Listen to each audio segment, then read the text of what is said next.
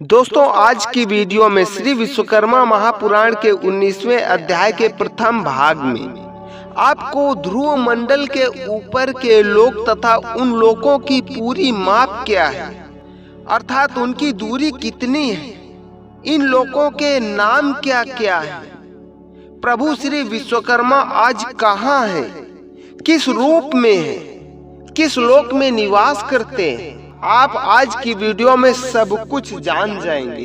एक शर्त है मेरी, आप मेरी पूरी वीडियो को वॉच करें, वीडियो को लाइक कर दें और चैनल में अगर नए हैं तो चैनल को सब्सक्राइब कर दें।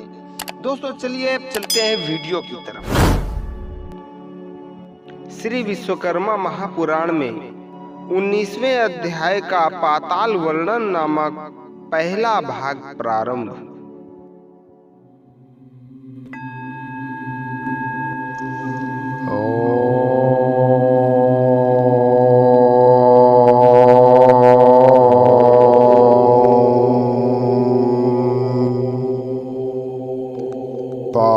पातालानि समस्तानि वर्णयतां वदिताम्बर श्रुतं पूर्वाणि संक्षेपादधुना विस्तारद्।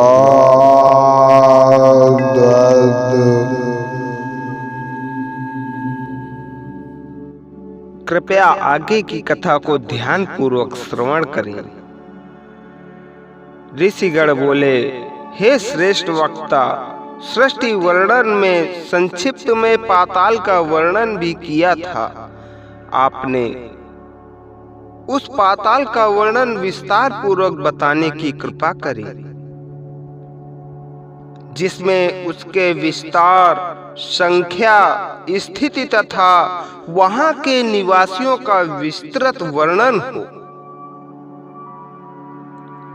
ऋषियों के मधुर वचन से प्रसन्न होकर सूत जी ने कहा, हे ऋषिगण, ज्ञान प्राप्ति के लिए ये तीव्रता देखकर मुझे बहुत ही आनंद हुआ है। तुमने पाताल संबंधी जो कुछ पूछा है वह सब मैं तुमसे कहता हूं। सर्वप्रथम सूर्य के नीचे की पृथ्वी का वर्णन कहता हूं, वह तुम ध्यान पूर्वक सुनो। इसके बाद पाताल का वर्णन भी करूंगा।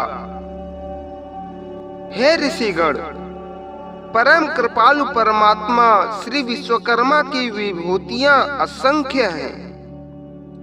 इस प्रकार उनकी रचना की लीला भी अनंत है तथा बड़े बड़े ज्ञानी भी उसका पार नहीं पा सके।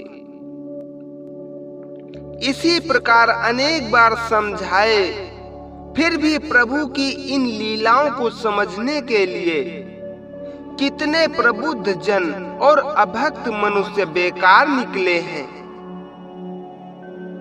इसलिए हे ऋषि श्रेष्ठों, उत्तम ब्राह्मणों, प्रभु की लीलाओं का आप सब एकाग्र चित्त से सावधान होकर श्रवण करें।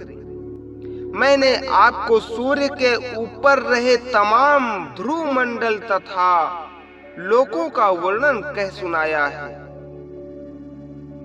अब ध्रुव मंडल से भी ऊपर आए हुए लोकों का वर्णन सुनिए। ध्रुव से ऊपर की तरफ 4 करोड़ कोस दूर जाकर महरलोक आता है। महरलोक से 8 करोड़ कोस दूर जनलोक, जनलोक से 32 करोड़ कोस के अंतर से तपलोक तथा 48 करोड़ कोस जाने पर सत्यलोक और वहां से 4 करोड़ कोस के अंतर पर वैकुंठ धाम आता है। ये वैकुंठ लोक प्रभु श्री विश्वकर्मा के विष्णु स्वरूप का निवास स्थान है और उस लोक को गौलोक भी कहते हैं। प्रभु के अनन्य भक्तों को इसी वैकुंठ लोक की प्राप्ति होती है। विश्वकर्मा के इस अलौकिक धाम का वर्णन करने के लिए 1000 मुख वाले शेष नारायण भी असमर्थ हैं। हे ऋषिगण, इस तरह मैंने आपको पृथ्वी लोक तथा उसके ऊपर के लोकों का वर्णन सुनाया। सूर्य से 40,000 कोस नीचे की ओर राहु दैत्य का स्थान है। सिंहिका के पुत्र राहु के 100 छोटे भाई केतु के नाम से प्रसिद्ध हैं। समुद्र मंथन के समय देवताओं की पंक्ति में छिपकर अमृत पीने के कारण राहु को अमृत मिला। तब प्रभु की कृपा से उसे मंडल में स्थान दिया गया, अर्थात देवताओं में शामिल किया गया। सूर्य और चंद्र के साथ राहु का उसी दिन से बैर था, जिसके कारण अब भी वह कई बार सूर्य और चंद्रमा को निगलने के लिए सामने आता है और उसकी छाया के कारण हम उसे ग्रहण मानते हैं। इस राहु से भी 40,000 कोस नीचे सिद्ध, गंधर्व, विद्याधर तथा चरण का निवास स्थान आता है। इसके नीचे अंतरिक्ष है और अंतरिक्ष में प्रेत, भूत, पिशाच आदि का निवास स्थान है। अंतरिक्ष के नीचे हमारा पृथ्वी लोक है।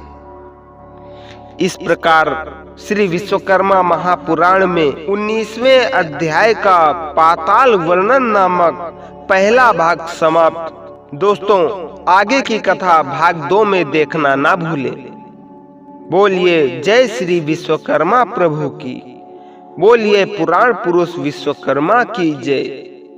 जय श्री विश्वकर्मा।